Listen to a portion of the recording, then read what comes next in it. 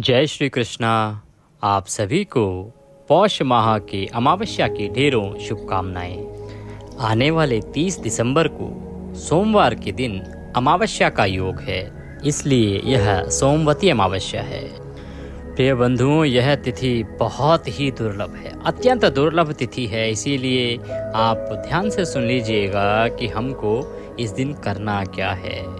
हम हर बार कहते हैं कि यदि कोई केवल एक अमावस्या तिथि को भी संभाल लेना, अच्छे से कर्म कर ले, यह तिथि आपके जीवन में सुख समृद्धि को ले आएगी। आपके जीवन के समस्त क्लेश दूर हो जाएंगे, दरिद्रता दूर करेगी। यह तिथि बहुत महत्वपूर्ण होती है, सारे क्लेश दूर हो जाते हैं। अमावस्या तिथि पितरों को समर्पित होती है। अमावस्या पितरों की सुबह होती है, तो इस दिन आप सूर्योदय के बाद गीता जी के 7वें अध्याय का पाठ करें। पाठ करने के समय सामने एक लोटा गंगा जल रखिए, उसमें नॉर्मल जल मिला लीजिए।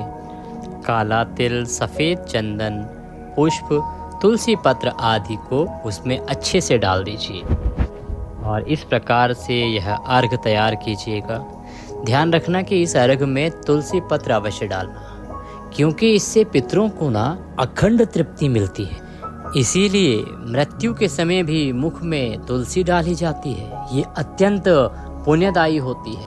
और जब आप अमावस्या के दिन तुलसी पत्र युक्त जल से पितरों को अर्घ देते हैं तो इससे आपके पितृ बहुत तृप्त होते हैं और बहुत प्रसन्न होते। पर याद रखिएगा, अमावस्या के दिन तुलसी पत्र नहीं तोड़ा जाता है, तुलसी नहीं उतारी जाती है। और केवल तुलसी ही नहीं, हमने पहले भी आपको बताया है कि किसी भी प्रकार का पुष्प और पत्र आपको अमावस्या के दिन नहीं तोड़ना चाहिए। यह घोर पाप के समान है। ध्यान से सुनिएगा कि अमावस्या पर तुलसी सहित किसी भी प्रकार का पत्र अर्थात पत्ता या पुष्प तोड़ते हैं तो वह ब्रह्म हत्या के समान पाप देता है। शास्त्रों में बताया गया है, शास्त्र कहते हैं कि यदि अमावस्या को आप किसी भी पेड़ पौधे से पत्ते या पुष्प तोड़ते हैं तो आपको ब्रह्म हत्या करने जितना पाप लगता है। सो एक दिन पहले ही आप तुलसी पत्र तोड़कर रख लीजिएगा। तुलसी पत्र कभी भी बासी नहीं मानी जाती है। यदि आप भूल जाएं एक दिन पहले तोड़कर रखना तो आप माली से खरीद कर ले आइएगा। लेकिन तुलसी पत्र या कोई भी अन्य पत्र पुष्प इस अमावस्या पर मत तोड़िएगा। हम बात कर रहे थे अर्घ की, तो इस प्रकार से इस अर्घ को सामने रखिएगा और गीता जी के 7वें अध्याय का पाठ कीजिएगा। और पाठ पूरा होने के बाद सामने लोटे में जो जल रखा है आपने, उसमें निहारते हुए कहना कि इस पाठ का पुण्य अर्पण मैं अपने पितरों को समर्पित करता हूँ। अथवा तो जिसके लिए भी यह पाठ कर रहे हैं उनका ध्यान करना, उनका नाम लेना, कुल गोत्र का पता हो तो वह भी बोल देना। अथवा तो उनकी छवि को मन ही मन निहारना कि मैं इनके लिए यह पाठ कर रहा हूँ। ध्यान रहे कि आत्महत्या वालों के लिए यह नहीं करना चाहिए, नहीं तो यह हमारे ऊपर उल्टा प्रभाव डालता है। आत्महत्या, जिन्होंने किसी भी कारण से सुसाइड किया हो, ऐसे व्यक्तियों के लिए इस प्रकार से यह अर्घ, पूजन और पाठ नहीं करना चाहिए। तो इस प्रकार से पहले हमने अर्घ तैयार किया, अर्घ को सामने रख के गीता जी के 7वें अध्याय का पाठ किया और उसके बाद हमने संकल्प किया कि इसका जो पुण्य है वो हमारे पितरों को लगना चाहिए। जो भी पितर जिनके निमित्त आप करना चाहते हैं उनको लगना चाहिए। फिर करना क्या है कि ये जल उठाइएगा और जल उठाकर आप दक्षिण दिशा की ओर मुख करके यह जल पितरों को अर्पित कर दीजिएगा। अब देखिए कैसे अर्पित करना है। अर्पित करने के लिए अपना सीधा हाथ लीजिएगा, सीधे हाथ की हथेली में आपको जल गिराना है और वो जल जो है वो नीचे गिरना चाहिए अंगूठे और पहली उंगली के बीच से। क्यों? क्योंकि ये जो जगह है ये पितृ तीर्थ कहा गया है। तो जो लोग तर्पण करते हैं उनको यह पता होगा। हमने पहले तर्पण की विधि भी आपको बताई है कुशा सहित। उसमें भी हमने आपको बताया है। इसीलिए यहाँ से ही आपको हमेशा तर्पण करना चाहिए। दक्षिण की ओर मुख करके आपको यह जल देना है। आपके पास यदि कोई खुला मैदान, खुला स्थान हो तो आप यह सब बाहर कर सकते हैं। किसी पीपल के वृक्ष के नीचे करना चाहें तो वहाँ पर भी कर सकते हैं, और ये बहुत अधिक उत्तम भी माना जाता है। यदि आप कहीं पीपल के वृक्ष के नीचे इसको करते हैं ना, तो इसका फल बहुत अधिक है। अब मान लीजिए कि कई लोग शहरों में रहते हैं, घर में फ्लैट में रहते हैं, तो वो कैसे करें? तो किसी आप दूसरे बर्तन में या अर्घ दे दिया दक्षिण दिशा की ओर मुख करके, और यह अर्घ उठाकर आप पीपल में अर्पित कर दीजिएगा। क्या करना है कि आप दक्षिण की ओर मुख करके बैठिए, कोई दूसरा पात्र नीचे रखिए और इस प्रकार से अर्घ दे दीजिए पितरों को, और इस जल को उठा के आप पीपल में डाल आइएगा। ये भी आप कर सकते हैं, क्योंकि शहरों में सभी जगह ना तो पीपल है, ना खुले मैदान हैं जहां आप सीधा अर्घ दे सकें पितरों को। जानकारी आगे बढ़ाते हैं। पहले आपसे निवेदन है कि कृपया अपनी मनोकामना पूर्ति के लिए और पितरों की तृप्ति के लिए अवश्य लिखें जय पितृदेव, जय शिव शंकर। यदि आप कोई सहयोग राशि, ब्राह्मण के निमित्त दान राशि आदि कुछ देना चाहते हैं तो जानकारी डिस्क्रिप्शन बॉक्स में दी गई है, वहां से आप लेके और भेज सकते हैं। और आपसे निवेदन है कि चैनल को सपोर्ट करने के लिए, सनातन धर्म के विस्तार के लिए, प्रचार के लिए आप अवश्य ही सुपर थैंक्स के माध्यम से हमें अपनी सहयोग राशि भेज सकते हैं। सुपर थैंक्स, या आप कोई विशेष जानकारी हमारे चैनल से पाना चाहते हैं ना, क्योंकि ये ज्योतिष संस्थान का चैनल है, देवभूमि ज्योतिष संस्थान का प्रतिष्ठित चैनल है, और यहाँ से सभी प्रकार की जानकारियाँ आपको प्रदान की जाती है। कुंडली देखने से लेकर सभी जाप कर्म आदि, पूजा पाठ, कथाएं आदि सभी किए जाते हैं। तो आप कमेंट के माध्यम से ही अपनी सभी समस्याओं का समाधान करवा सकते हैं। इसीलिए आप चैनल की मेंबरशिप अवश्य ले लीजिएगा। मात्र 150 रुपये की मेंबरशिप है, और उसके बाद आप आजीवन कभी भी कमेंट करके अपनी किसी भी प्रकार के सवाल का जवाब तुरंत जान पाएंगे। आइए बढ़ाते हैं जानकारी को आगे। तो इस प्रकार से आपको जल देना है और आप पीपल में डाल दीजिएगा। अब कई सारे लोग ये भी कह सकते हैं कि पंडित जी स्टील के बर्तन से ये जल दें या ना दें, तो लोग कहेंगे नहीं जी स्टील के बर्तन से नहीं दिया जाता है। बिल्कुल सही कह रहे हैं, स्टील के बर्तन से नहीं दिया जाता है। परंतु देखिए, अब बहुत से मध्यम वर्ग के जो लोग हैं वो भी इस वीडियो को देख रहे होंगे, सुन रहे होंगे, तो सभी के लिए तांबे का या पीतल का जो बर्तन है ना, इतना बड़ा भगोना जैसा बर्तन अफोर्ड करना आसान नहीं होता। आज के समय में तांबा और पीतल बहुत महंगा आता है। दूसरा, ये वस्तुएं घर में प्रयोग में भी नहीं होती हैं, तो केवल तर्पण के लिए ही आप इसको लेके आए इतने महंगी वस्तु को, वो सबके लिए संभव भी नहीं होता। यदि संभव होना तो खरीद सकते हैं, बहुत उत्तम रहता है। तो स्टील का बर्तन ना उपयोग करें, पीतल के बर्तन में ही इसे करें, यह बहुत ही उत्तम है। आशा करते हैं आप लोग समझ गए होंगे। उसके बाद ये जो जल है तर्पण करने के बाद आप पीपल में अर्पित कर दीजिएगा। अब मान लीजिए कि कहीं पर पीपल का पौधा ही ना हो, पीपल का पेड़ ही ना हो, क्योंकि हमारे बहुत से ऐसे भी सब्सक्राइबर्स हैं जो दूर विदेशों में रहते हैं और वो बोलते भी हैं, लिखते भी हैं कि पंडित जी हमारे यहाँ तो पीपल है नहीं, तो क्या किया जाए अगर पीपल ना हो। तो उस स्थिति में क्या करना चाहिए? तो उस स्थिति में यह जो अर्घ है ना, ये किसी भी अन्य वृक्ष के मूल में अर्पित कर दीजिएगा। यदि कोई देव वृक्ष मिले तो सबसे उत्तम माना गया है।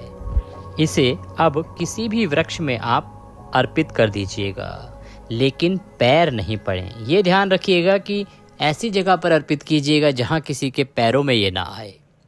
और यदि वृक्ष ना मिले तो ऐसे ही कहीं धरती पर आप इसे गार्डन आदि में अर्पित कर दीजिएगा।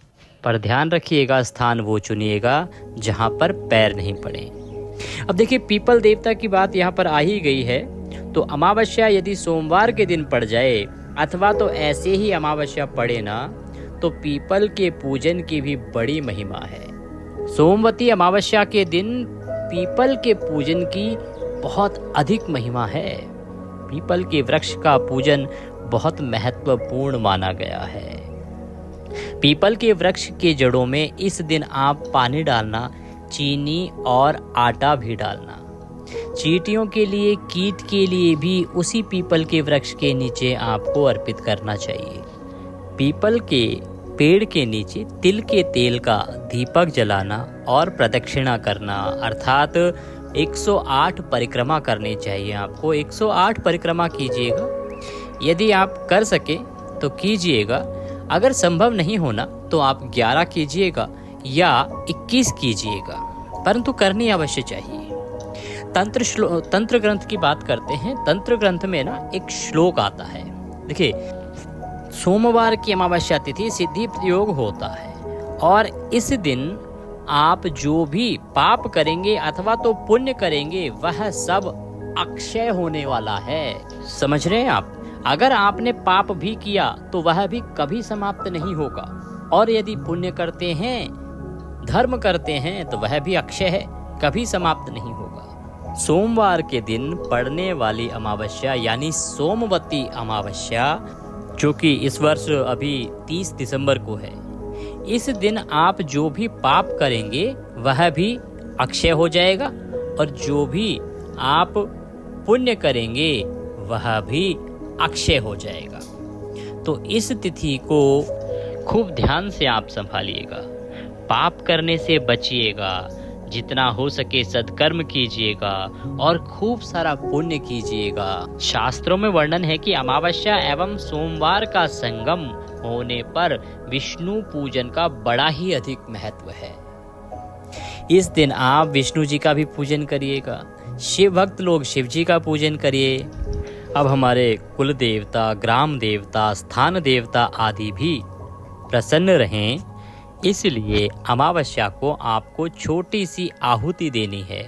आहुति कब देनी है कि आपको ये दोपहर के 3 बजे से पहले, आप कभी भी दे सकते हैं 3 बजे से पहले, परंतु इसको अगर संभव हो सके तो जो कुतुब काल का समय है ना उसमें दीजिएगा, यानी 11:30 बजे से और 12 बजे के बीच में, ये कुतुब काल का समय है, इसमें यह आहुति दीजिएगा। देखिए, विधि बहुत सरल है। इसकी सामग्री आपको बता देते हैं एक बार और फिर बताते हैं इसकी महिमा कितनी अधिक है, क्यों हम कह रहे हैं इसको करने के लिए। सामग्री बताते हैं, सामग्री सुन लीजिए। काला तिल चाहिए इसमें थोड़ा सा, जौ लीजिए, चावल, गाय का घी, चंदन पाउडर, गूगल गुड़, देसी कपूर और गोबर का कंडा।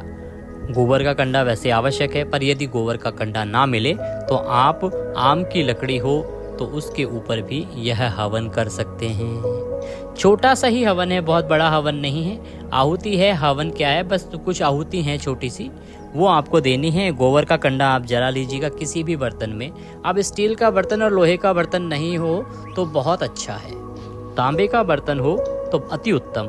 यदि वह भी नहीं मिले ना तो कई लोग क्या करते हैं कि लोहे की जो तगाड़ी होती है ना उसमें जलाते हैं। इसको कुछ लोग तसला भी कहते हैं, तसला में भी वो लोग जलाते हैं। तो आप सब लोग कृपया ध्यान दीजिएगा कि चाहे तांबा हो, पीतल हो, इन बर्तनों का ही उपयोग हवन में करना चाहिए। शास्त्र तो यही कहता है।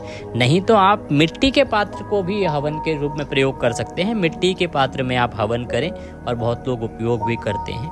यह तो आपको बहुत ही आसानी से मिल भी जाएगा, कहीं ना कहीं भी मिल जाता है। और मिट्टी का पात्र बहुत महंगा भी नहीं होता, 20-30 रुपये में ही मिल जाता है। शहरों की बात करें तो हमारे यहाँ दिल्ली में भी 50 रुपये में बड़े आराम से मिल जाता है। तो उसमें आप हवन कर लीजिएगा और आहुति दीजिएगा। गोबर का कंडा जला लेना और समस्त सामग्री जो हमने बताई है उसको मिला लीजिएगा एक साथ, एक मिश्रण बना लीजिएगा, उसको मिक्स कर लीजिएगा। आपको 5 मंत्र हैं, एक एक मंत्र की 11-11 आहुति देनी है। 5 मंत्र हैं, किस प्रकार से देनी है देखिए मैं आपको बता रहा हूँ। और ये जो ना आवश्यक होता है, क्यों आवश्यक होता है, जब आप इन मंत्रों को सुनेंगे ना तो आपको पता लगेगा कि हम क्यों कह रहे हैं इस हवन को करने के लिए। समय बिल्कुल नहीं लगता, 5 मिनट का काम है। देखिए कैसे आहुति देनी है आपको। तो पहला मंत्र जैसे हो गया आपका ओम कुलदेवताभ्यो नमः, ये मंत्र है ना, तो इसकी आहुति ऐसे देंगे, ओम कुलदेवताभ्यो नमः स्वाहा, ओम कुलदेवताभ्यो नमः स्वाहा। इस प्रकार से इस मंत्र की 11 आहुति दीजिएगा। फिर जो दूसरा मंत्र है ओम ग्राम देवताभ्यो नमः स्वाहा, ओम ग्राम देवताभ्यो नमः स्वाहा, 11 आहुति उसकी दीजिएगा। फिर तीसरा मंत्र आपका रहेगा, उसका आप आहुति दीजिएगा। तीसरा मंत्र है ओम ग्रह देवताभ्यो नमः स्वाहा, ओम ग्रह देवताभ्यो नमः स्वाहा। चौथा मंत्र रहेगा ओम लक्ष्मीपति देवताभ्यो नमः स्वाहा, ओम लक्ष्मीपति देवताभ्यो नमः स्वाहा। पांचवा मंत्र रहेगा ओम विघ्न विनाशक देवताभ्यो नमः स्वाहा, ओम विघ्न विनाशक देवताभ्यो नमः स्वाहा। इस प्रकार से इन सभी मंत्रों की 11-11 आहुति आप दीजिएगा। देखिए, इतना तो हर कोई कर सकता है और ये ना आपको घर पे ही करना है और सारे परिवार के सदस्य मिलके यदि इसको कर सके ना तो ये बहुत ही उत्तम है। और यदि कोई व्यक्ति अकेला रहता हो तो वह अकेला भी कर सकता है, इसमें कोई दिक्कत नहीं है। इससे होता क्या है कि आपके पितृ देवता, ग्राम देवता, कुल देवता, स्थान देवता, ये सभी आप पर प्रसन्न रहेंगे और आपकी समृद्धि सदा बढ़ेगी। आप समृद्धवान होंगे, मन की प्रसन्नता बढ़ेगी, स्वास्थ्य बहुत अच्छा होगा, गरीबी यदि है ना तो वो बहुत दूर हो जाएगी।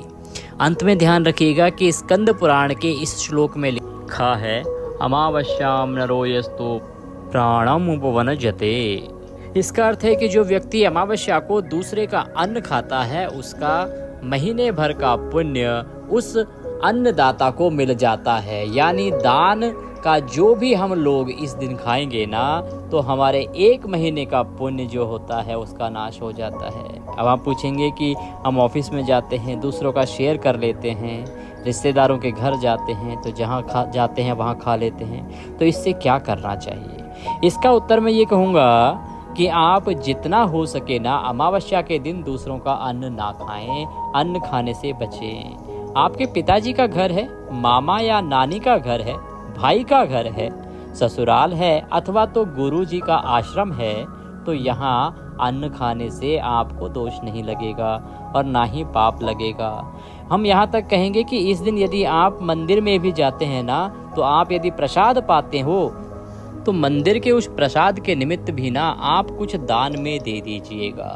देखिए, प्रसाद में दोष नहीं आएगा, प्रसाद में दोष नहीं है, लेकिन अमावस्या है ना तो कुछ हमारे तरफ से भी दान हो जाए, सेवा हो जाए, इस भाव से आप दान करिएगा।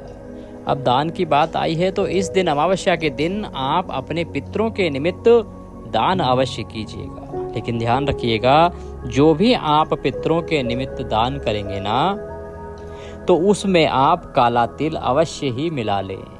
अब शायद आप लोगों को कपड़े दान करने हो, जूते दान करने हो, तो उसमें काला तिल कैसे मिलाया जाए? तो आप क्या कर सकते हैं कि किसी भी वस्तु का दान करें ना तो उसके साथ तिल का लड्डू अवश्य दान कीजिएगा, बड़ा फलदायी है। और सबसे महत्वपूर्ण बात, यदि दरिद्रता मिटानी है ना आपको तो ये सोमवती अमावस्या वरदान स्वरूप है। तुलसी जी की आप 108 परिक्रमा कर लेना, गमला हो तो तुलसी जी का आप पास में बीच में रख लेना, और घर हो, छत हो, जहाँ भी सुविधा हो ना वहाँ उसको रख लीजिएगा और 108 परिक्रमा आपको करनी है। मंत्र पढ़ते हुए, मंत्र कौन सा है मंत्र बताते हैं आपको। श्रीम ह्रीम क्लीम ऐं वृंदावन्ये स्वाहा, श्रीम ह्रीम क्लीम ऐं वृंदावन्ये स्वाहा। बहुत ही उत्तम मंत्र है ये, हर जगह मिलता नहीं है, बहुत ही अधिक फलदायी है। ये तुलसी जी का पौराणिक मंत्र है। इस मंत्र में कई बीज मंत्र हैं जिसमें क्या है कि लक्ष्मी जी का आकर्षण होता है। देखिए, श्रीम है ना, ये लक्ष्मी जी का बीज मंत्र है। इसमें सुख, समृद्धि और श्री की वृद्धि होती है। इस एक मंत्र में ऐसे ही कई सारे बीज मंत्र हैं, तो इस मंत्र की व्याख्या में हम ना जाएं तो बेहतर रहेगा, अन्यथा हमारा वीडियो जो है बहुत लंबा हो जाएगा। इस मंत्र का बड़ा ही अद्भुत लाभ होगा आपको। श्रीम ह्रीम क्लीम ऐं वृंदावन्ये स्वाहा। इस प्रकार सोमवती अमावस्या के दिन तुलसी की 108 परिक्रमा करने से दरिद्रता समाप्त होती है। कई जन्मों की भी यदि दरिद्रता होना वो भी समाप्त हो जाती है। इतनी अधिक महिमा है इस मंत्र की। तो इस मंत्र के जप के साथ आप 108 परिक्रमा कीजिएगा, देखिएगा इसका चमत्कार, दरिद्रता सदा सदा के लिए नाश हो जाएगी। तो इस पोस्ट के माध्यम से हमने बहुत ही महत्वपूर्ण जानकारियाँ आपको दे दी हैं, बहुत कुछ बता दिया है। जो आप कर सकते हैं और आपको अवश्य करना चाहिए। यदि कुछ बचा हो जिसके आपको जवाब ना मिले हों तो कृपया आप कमेंट बॉक्स में लिख के और पूछ सकते हैं। इसके साथ ही आप चैनल की मेंबरशिप ले सकते हैं या सुपर थैंक्स के माध्यम से आप धन्यवाद स्वरूप दान राशि दे सकते हैं। यदि आप कोई और सहयोग राशि देना चाहते हैं तो हमारी अकाउंट डिटेल्स भी डिस्क्रिप्शन बॉक्स में दी गई हैं। वीडियो लंबा हो गया, इसीलिए जो सहयोग करता है, हमारे जो दानदाता हैं जिन्होंने पिछले कुछ एक हफ्ते में भेजा है, उनके नाम इस वीडियो में हम नहीं अनाउंस कर पा रहे हैं। अगले वीडियो में अवश्य ही हम उनके नामों की जानकारी देंगे। और आप सभी का बहुत धन्यवाद है कि आप हमें अपना सहयोग दे रहे हैं। ये दान राशि कभी भी विफल नहीं होती है। ब्राह्मण को दिया गया दान सदा फलता है, फलित होता है। इसीलिए कहते हैं कि दान जो है वो योग्य ब्राह्मण को और कर्मकांडी ब्राह्मण को दिया जाना चाहिए। इसका पुण्य फल बहुत अधिक है। तो अपने सहयोग के लिए आपका बहुत धन्यवाद। वीडियो अच्छा लगे तो उसे लाइक अवश्य कीजिएगा। कमेंट बॉक्स में अवश्य लिखिएगा जय शिव शंकर, जय पितृदेव। अवश्य ही आपके पितृ प्रसन्न होंगे, आपके दरिद्रता घर से दूर भागेगी और सदा लक्ष्मी माता का आपके घर में वास होगा। भगवान सबका कल्याण करें। आप देख रहे थे देवभूमि ज्योतिष संस्थान का प्रतिष्ठित चैनल देवभूमि धार्मिक। जय श्री कृष्ण।